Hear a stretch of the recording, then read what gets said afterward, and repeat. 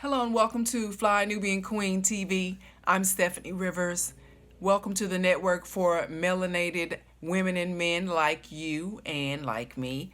We want to welcome you to the conversation. If you're new to the conversation and you want to be notified when we post new videos, please text Queens to 31996. Text Queen to 31996 and give us a thumbs up and like if you want to share this information with others. We welcome you to do that. And if you are coming back as a regular, we want to welcome you back. Today we're going to talk about the president's new police reform bill that he just signed. Now, of course, he was forced to sign that, and he was forced by protesters who are continuing to protest around the country and around the world on behalf of fighting police brutality and deadly force against black people in America. So we want to always acknowledge our protesters and the progress that you're helping get made. So on to the president's police reform bill. One of the things in the bill is the president said he wants to provide federal grants to local police departments when they train their officers in de-escalation techniques instead of warrior type aggressive techniques. So if the police department wants to use that money, they have to show that they're using it for to retrain their officers. That's one thing. The second thing the bill is calling for is a ban on deadly chokeholds. Except, the bill says, except for when a police officer feels like his life is in jeopardy. Well, they all feel like their life is in jeopardy. They claim, that's what they say. I shot at the person even though he didn't have a gun and he was face down, and they always come up with a reason why they feel like their life is in jeopardy, or they feel threatened, or they fear for their lives. They come up with all these excuses as to why they use deadly force. But apparently the president thinks just because he writes it down that that if he says we're going to ban chokeholds unless you fear for your life, that's going to make a difference. But we shall see. At least he is starting the ball rolling. We'll see what happens. The best thing I like about the police reform bill that the president signed is that there's going to be a national registry for police officers. So if a police officer is fired for using deadly force without cause, or aggressive behavior on the job without cause. If a police officer on the job in the line of duty is charged with a crime, or he or she is sued, so there's a libel, what's that called? If there's a lawsuit against a police officer, so whether if he's charged, he or she is charged with a crime, he or she is convicted of a crime, he or she is sued, he or she is fired because in the line of duty they were overly aggressive, or used deadly force without having just cause to do so, they can go on this national registry. And that will keep police officers, it's designed to keep police officers, law enforcement officers, from hopping from one jurisdiction to the next jurisdiction and brutalizing, killing, and lying on the people that they're sworn to protect and serve. So a lot of things that the president says that he puts in writing, de juris, is a good thing, but de facto, the active practice of the law turns out to be nothing like what it was designed for. So we'll see what happens. But the thing that a lot of people don't realize about this bill is that the police officer can be put on the registry as long as they have had due process in making sure that they are supposed to be on the registry. So they have to have due process. Now, who's to say what due process is? Who's to say whether they should be on it or shouldn't be on it? That's what's wrong with the criminal justice system now, is that the people in charge of it are racist. The people in charge of it are not fair, and they're not impartial. So that's what's wrong with all the laws. So essentially, who's to say whether the right police officer is going to end up on the list, on the registry? But again, it's a step in the right direction. We just have to make sure that we hold people accountable, and the people who should be on that list get on that list. Now, I know when police officers are charged, and it's in the media and there's video, or whether there's no video, or whether there is video, there's always people who come out in support of them, and most of the time it's the police union.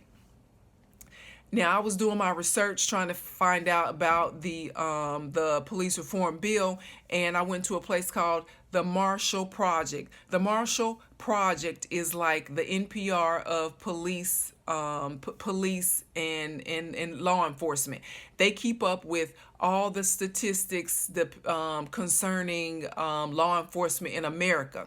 And one of the things that the Marshall Project reported on, or one of the studies they found out is that of the 15 largest police departments in the country that have more black and brown police officers than white police officers, they still have white men at the top of the police union. The white men are the ones who are in charge of the police union.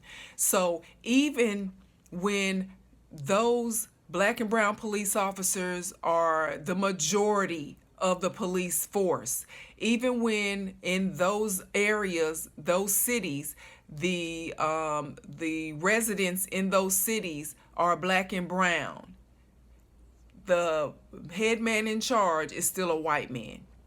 The head man in charge is still somebody who will, 9 times out of 10, will stand up for a police officer who has been charged with bullying people unnecessarily, with lying on people on police reports, and killing people, unarmed black men in America. So why is it that even when you have your residents that you have been sworn to protect and serve are more black and brown, why is it that the police department that is in that area has more black and brown cops than white cops? Why is it that the head man in charge is still a white man who probably is a former police officer, who probably was a bully, liar, and maybe a killer and got away with it? And now he's all gung-ho to stand up for obvious bully, liar, killer cops.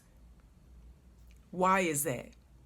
So it also stands, the question is that why do we not have more black and brown police officers in a leadership role in their unions?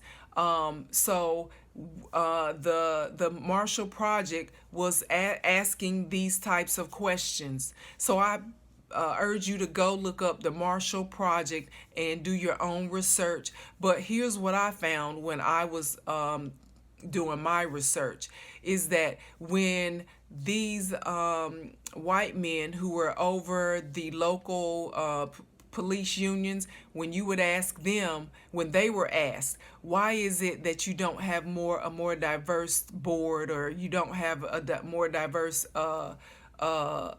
leadership in your union, they would say things like, we don't see color. Really?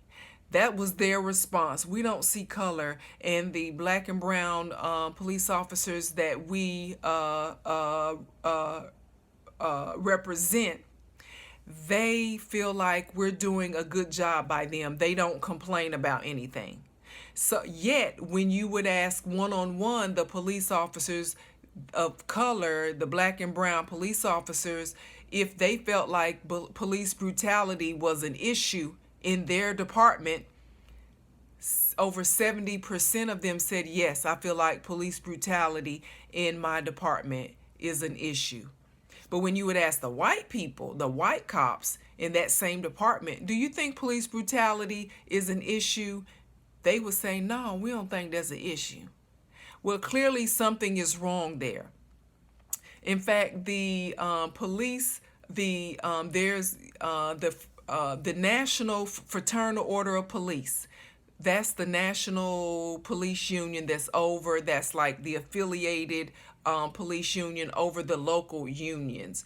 A lot of people, when you ask them in law enforcement, they think of the Fraternal Order of Police as being like the white frat house for white police officers. And it happens so much so, that's the feeling, so much so that if you are a black or brown police officer, they oftentimes have their own unions, their own associations. Now, their associations and their unions are not as strong and powerful in the eyes of the local police departments. Because, if you work a job and you have a union, your union is there to negotiate your salary and to negotiate your benefits. And they also protect you in case you are accused of anything, and they protect you keep you from getting fired most times. And if truth be told, sometimes your union at your job, because I know it's like that where I work, sometimes your union at your job ends up saving the job of somebody who needs to be fired, because that's just what they do. But when it comes to police brutality in America and the criminal justice system, we cannot put up with that. I'm not going to put up with it. And that's why I come before you with the conversation to help you to kind of focus on what should you be thinking about and talking about. And if you have an opportunity to talk with someone in your community who is a decision maker, these are some of the issues that you might want to bring before them to help you make a decision on who you want to represent you. So that's why I come before you. So the police unions, if you know a police officer, I urge you, if you know a black police officer, man or woman, I urge you to talk to them about becoming more visible in their department, whether they run for an office or whether they are on a board or whether they run for the union.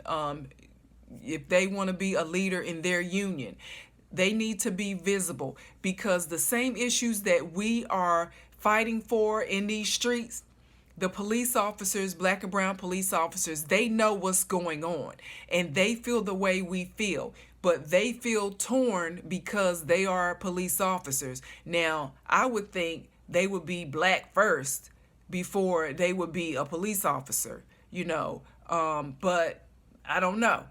If you know them well enough, talk to them about that. See, why is it that if they feel like police brutality is an issue in their department, and what are they doing about it besides just going to work every day? Did they become a police officer just because they had an opening and they wanted a job? Did they think they were going to make a difference? And if they wanted to make a difference, what are they doing to make a difference?